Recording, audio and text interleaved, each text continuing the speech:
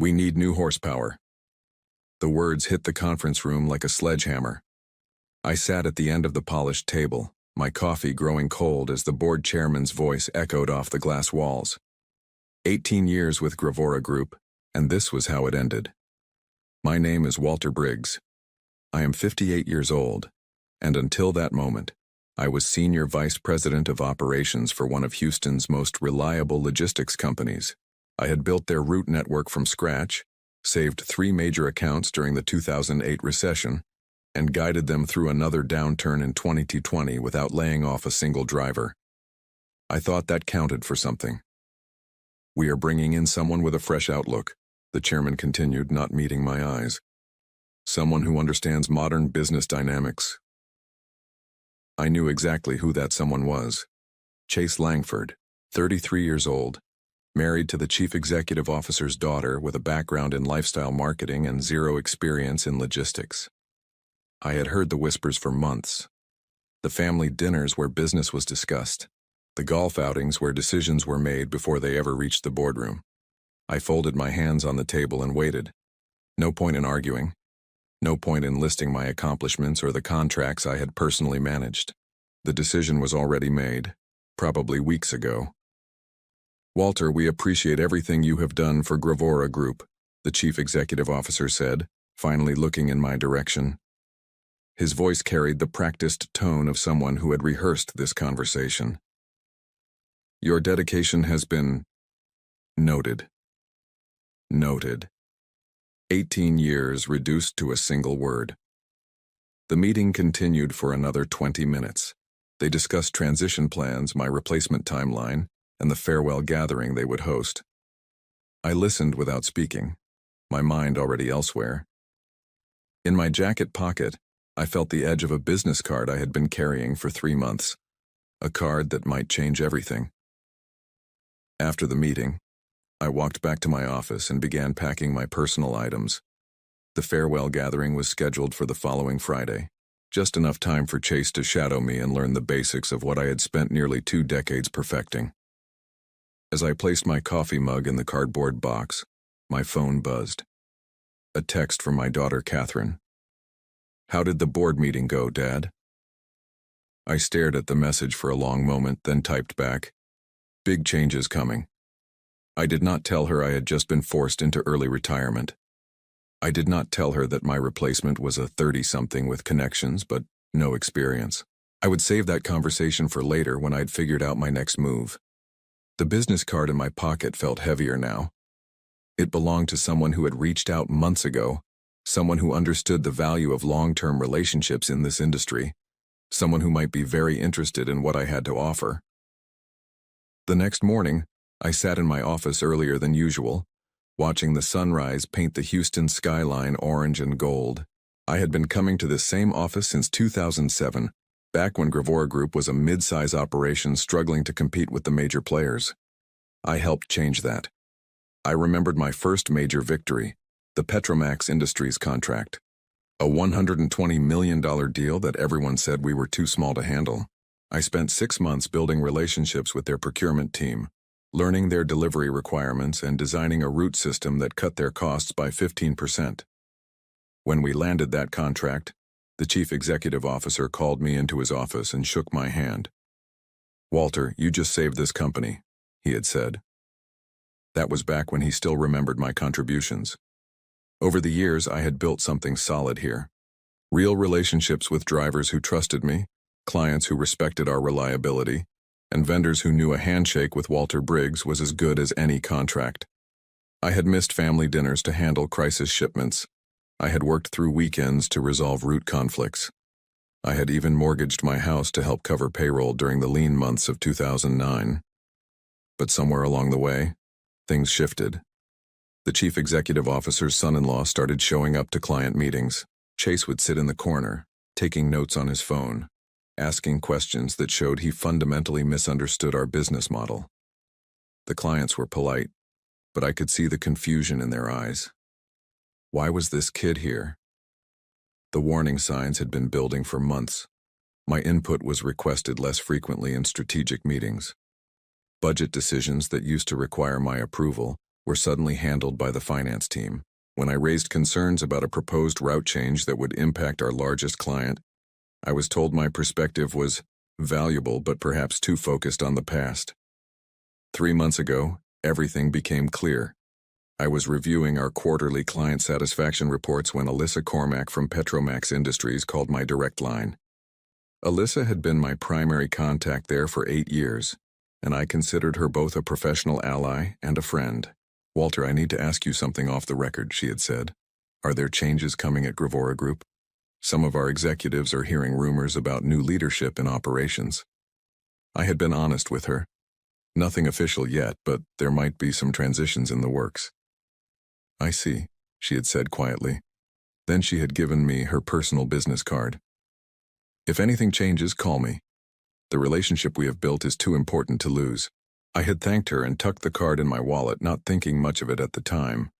Now, sitting in my office for what might be one of the last times, I understood what she had really been offering. Not just her business card, but a lifeline. Friday afternoon arrived like a slow-moving storm. The farewell gathering was scheduled for 4 p.m. in the main conference room, the same room where my career had been ended 3 days earlier. I spent the morning training Chase on our major accounts, watching him nod along while clearly not grasping the complexity of what we did. "So basically, we just move stuff from point A to point B," he said during our session on the Petromax contract. "How hard can it be?" I did not correct him. I just handed him the client folder and suggested he review the delivery specifications carefully. At 3:30 p.m., I gathered my remaining personal items and headed to the conference room. The company had ordered a cake with "Thank you, Walter" written in blue frosting. There were maybe 20 people there, mostly drivers and warehouse staff who had worked with me for years. The board members had other commitments, apparently. The chief executive officer gave a brief speech about my contributions and dedication.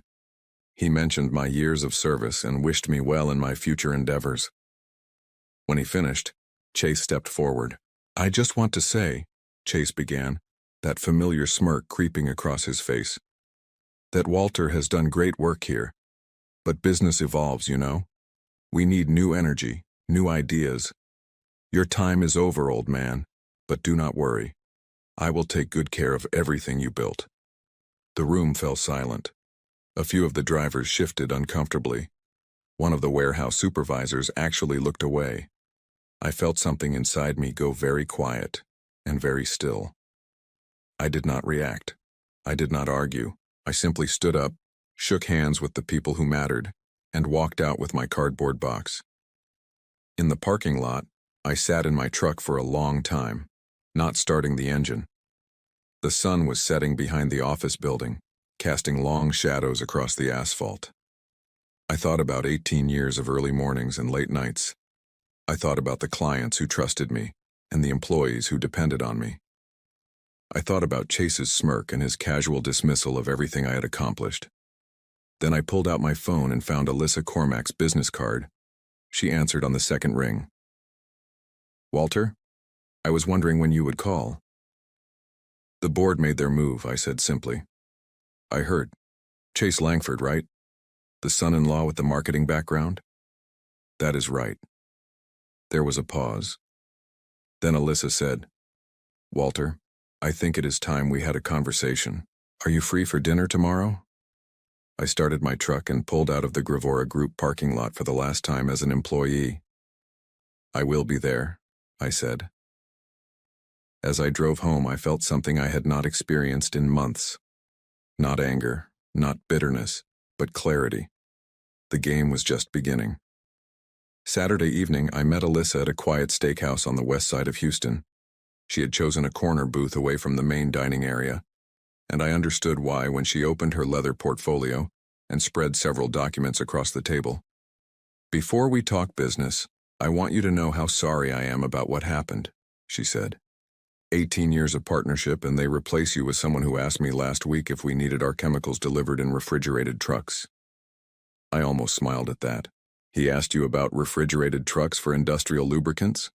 Apparently he confused us with a food service company. Alyssa shook her head. "Walter, I have been doing procurement for 15 years. I have never worked with anyone more reliable than you.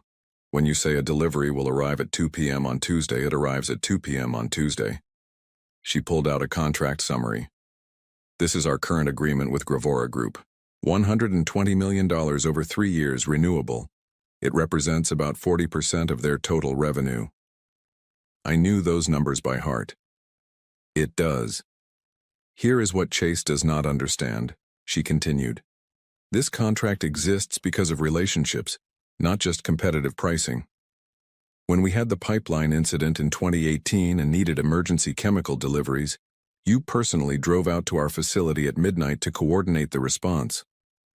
When our usual vendor failed us during the freeze last year, you found an alternative supplier in 6 hours. I remembered both situations clearly. That is the job. No, Walter, that is not the job. That is going above and beyond repeatedly, for years. And now they expect me to maintain that same level of service with someone who thinks logistics is just moving stuff from point A to point B. Alyssa leaned forward. I have been authorized by Petromax Industries to explore alternative logistics partnerships. Our contract with Gravora Group expires in 60 days. If we choose not to renew, they lose their biggest client. I set down my coffee cup carefully. What are you suggesting? Bayflex Maritime approached us 6 months ago. They are expanding their inland logistics division and looking for experienced leadership. They offered me a very competitive proposal, but I told them we were happy with our current provider. She paused. That was when our current provider included you. I understood now why she had wanted this conversation off the record. And if I were to join Bayflex Maritime? Then we would have a reason to reconsider their proposal. Over the next hour, Alyssa laid out the details. Bayflex Maritime was a Houston-based company with strong financials and aggressive expansion plans. They needed someone with established client relationships to lead their new logistics division. The position would be executive consultant with significant equity participation. The offer is substantial, she said, sliding a document across the table. But more importantly, it is a chance to build something new without the politics and family connections that derailed your career at Gravora Group. I reviewed the terms quickly. The base salary was competitive, but the equity package was extraordinary. If Bayflex Maritime achieved their projected growth targets, my stake would be worth more than I had made in my last 5 years combined. There is one condition, Alyssa added. Bayflex Maritime needs an answer within 2 weeks. They want to announce the new division leadership before the end of the month. I looked up from the documents. 2 weeks is not much time. It is enough time for Gravora Group to realize what they are losing, she said. I plan to inform them next Friday that we will not be renewing our contract. I will also mention that we are exploring partnerships with companies that have more experienced leadership. We finished dinner discussing logistics and market conditions, but my mind was already working through the implications. Chase would have to handle the Petromax Industries relationship for exactly 9 days before learning they were taking their business elsewhere. He would have no idea how to respond, no relationships to leverage, no understanding of what had gone wrong. As I drove home, I felt something I had not experienced since my termination. Anticipation. Not for revenge exactly, but for the opportunity to prove that experience and relationships still mattered in business.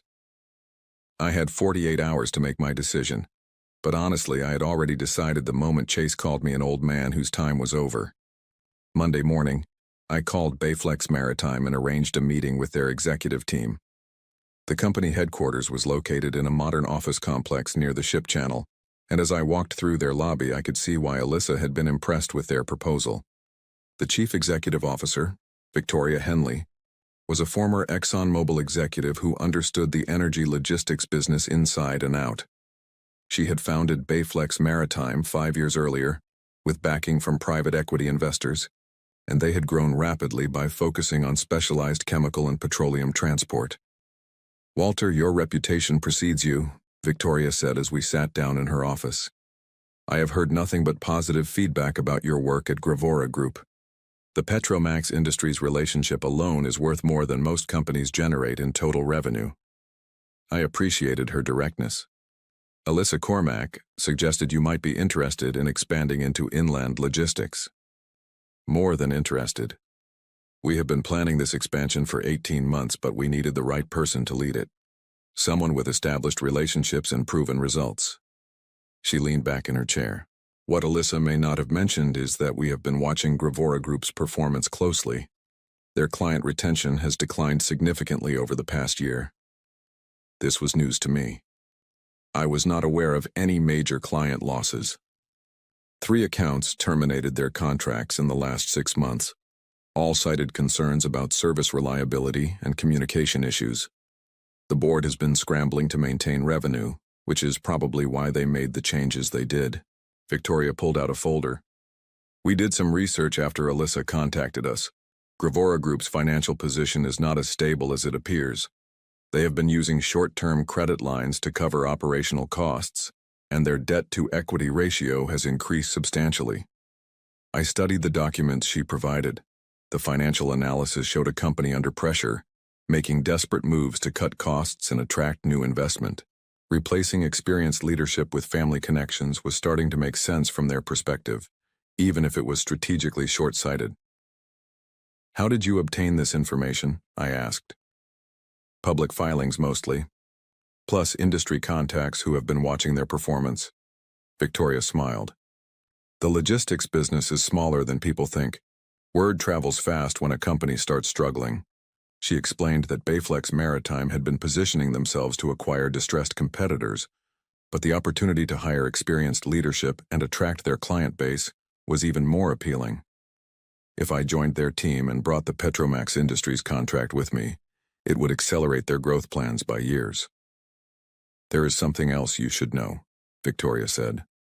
We have been in preliminary discussions with 2 other former Gravora Group clients. They are both expressing interest in switching providers, but they want assurance that they would be working with experienced logistics professionals. I recognize the names she mentioned. Both were accounts I had managed personally, relationships built over years of reliable service and problem solving. If those clients followed Petromax Industries to Bayflex Maritime, Gravora Group would lose nearly 60% of their revenue within a matter of months. What would be my role in client transitions? I asked. You would lead the entire inland logistics division.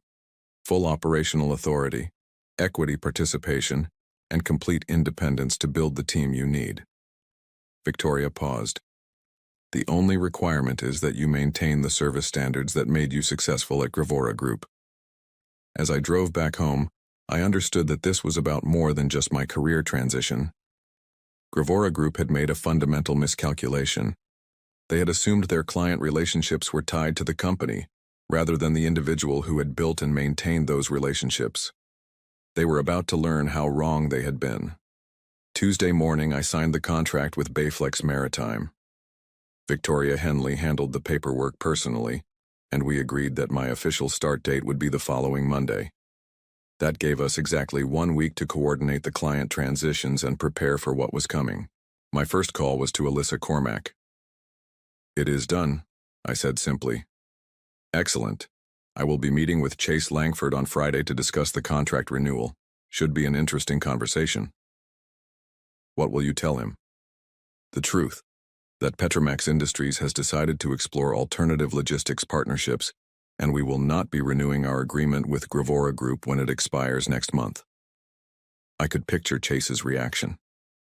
He would probably try to schedule an emergency meeting with the chief executive officer, scrambling to understand what had gone wrong. But by then, it would be too late to salvage the relationship. Alyssa, I want you to know I appreciate the risk you are taking. Walter, this is not a risk. This is a business decision based on 18 years of exceptional service.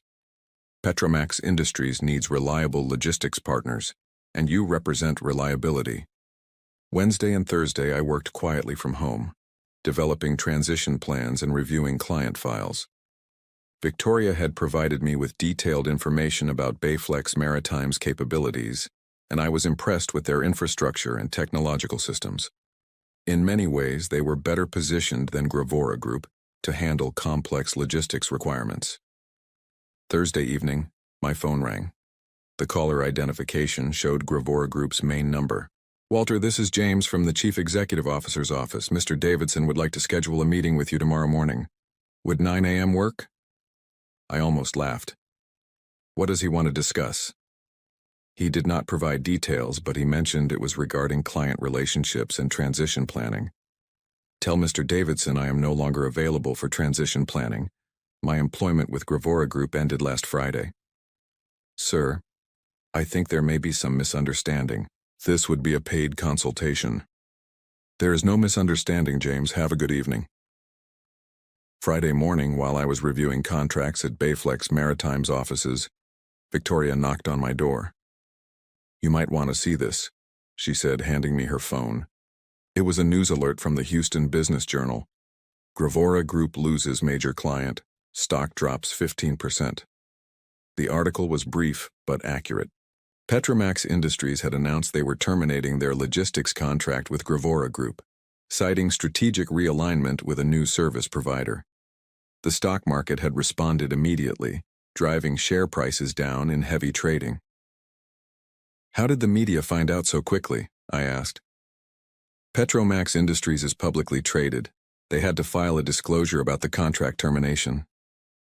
Victoria smiled. The business community is very interested in their choice of new logistics provider. My phone buzzed with a text message from an unknown number. Walter, this is Chase Langford. We need to talk immediately. Call me. I showed the message to Victoria. What do you think? I think Chase Langford is having a very bad day, she said. And it is about to get worse. That afternoon, I received 2 more calls from former clients asking about my availability for consulting work. By evening, it was clear that word had spread throughout the Houston logistics community. The experienced professional was available, and companies were interested.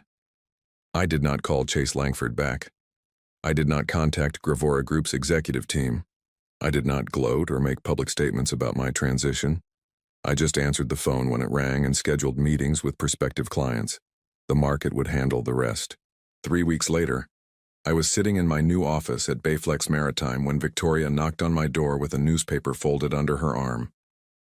You are going to want to read this, she said, placing the Houston Business Journal on my desk. The headline read, Gravora Group seeks emergency funding after client exodus. The article detailed everything that had unfolded since my departure.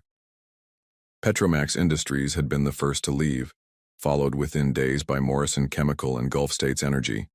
Both companies had announced partnerships with Bayflex Maritime, specifically citing the experience and reliability of our logistics team. Within 2 weeks, Gravora Group had lost nearly 70% of their major contracts. The board had called an emergency meeting. Chase Langford had resigned, citing personal reasons and family obligations. The chief executive officer had been forced to accept a bridge loan from private investors just to maintain operations. There is more, Victoria said, pointing to a smaller article on the facing page. Chase Langford has joined his father-in-law's real estate development company. Apparently, logistics was not the right fit for his skill set. I folded the newspaper and set it aside. What about their remaining operations? They are trying to rebuild with a smaller client base. The new operations manager is actually someone you trained, Jacob Miller. He reached out yesterday to ask if we might consider some kind of partnership arrangement. I remembered Jacob. Good worker, solid understanding of the business, but he had inherited an impossible situation. What did you tell him? That we would be happy to discuss subcontracting opportunities if they could meet our service standards. It was a professional response. Bayflex Maritime was growing rapidly, and we needed reliable partners to handle overflow capacity. If Gravora Group could rebuild their operations and maintain quality standards, there might be room for collaboration. But that would be a business decision, not a personal one. 6 months later, I was driving through downtown Houston when I passed the building that had housed Gravora Group's headquarters. A for lease sign hung in the front window. They had relocated to a smaller facility on the south side of town, focusing on local delivery services and subcontracting work. Jacob Miller was doing his best to rebuild the company's reputation, but the damage had been substantial. Most of their former clients had moved on to other providers. I pulled into a coffee shop and sat by the window, watching the early morning traffic. My phone buzzed with a text from Catherine. Dad, saw the article in Forbes about Bayflex Maritime. Congratulations on the expansion. The Forbes piece had highlighted our company's rapid growth and successful entry into the inland logistics market. We had tripled our client base and expanded operations to 3 additional states. The equity stake that had seemed optimistic 18 months earlier was now worth more than I had earned in 20 years at Gravora Group. But the real satisfaction was not financial. It was walking into our warehouse every morning and seeing drivers who trusted my leadership, working with clients who valued long-term relationships, and building something sustainable rather than just profitable. I finished my coffee and drove to the office. Victoria was already there, reviewing proposals for our next expansion phase. We had been approached by companies in Dallas and San Antonio, and the demand for experienced logistics management was higher than ever. "Good morning, Walter," she said as I walked into the conference room. "Ready to change another industry?" I sat down and opened my laptop. Outside the window, Houston was waking up to another day of opportunity and possibility. "Let's get to work," I said. The phone rang and I answered it just like always.